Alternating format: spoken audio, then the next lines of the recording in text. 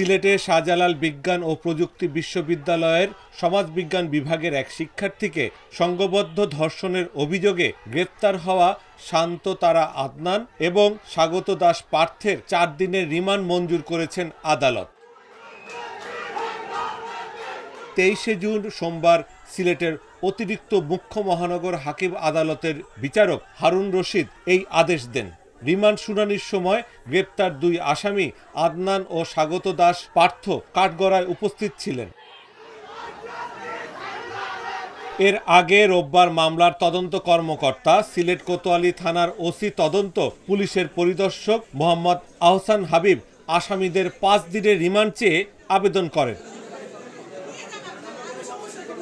Police জানায় গত 20 June গভীর রাতে অভিযান চালিয়ে আদনান ও স্বাগতকে গ্রেপ্তার করা হয়। এর আগে ভুক্তভোগী ছাত্রী 19 জুন কোতোয়ালি মডেল থানায় মামলা দায়ের করেন।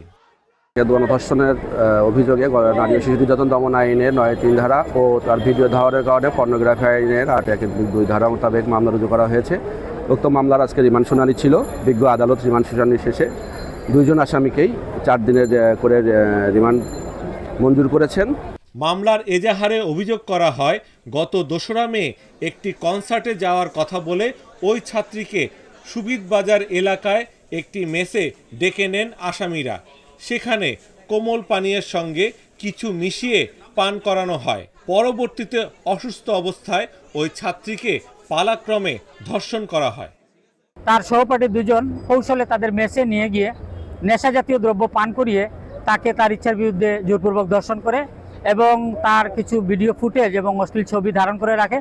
পরবর্তীতে সেই ভিডিও ফুটেজের ক্লিপ এবং কিছু ছবি তার মোবাইলে পাঠিয়ে তাকে ব্ল্যাকমেইল করার চেষ্টা করলে বিষয়টি সে তার সহপাঠী বন্ধুদের জানায়, বান্ধবীদের জানায়। এজাহারে আরও বলা হয় ধর্ষণের সময় ভিডিও এবং ছবি ধারণ করে তা ফাঁসের হুমকি দিয়ে তাকে ব্ল্যাকমেইলও করা হয়। পরবর্তীতে পুলিশ ল্যাপটপ সহ বিভিন্ন ডিভাইস উদ্ধার করে।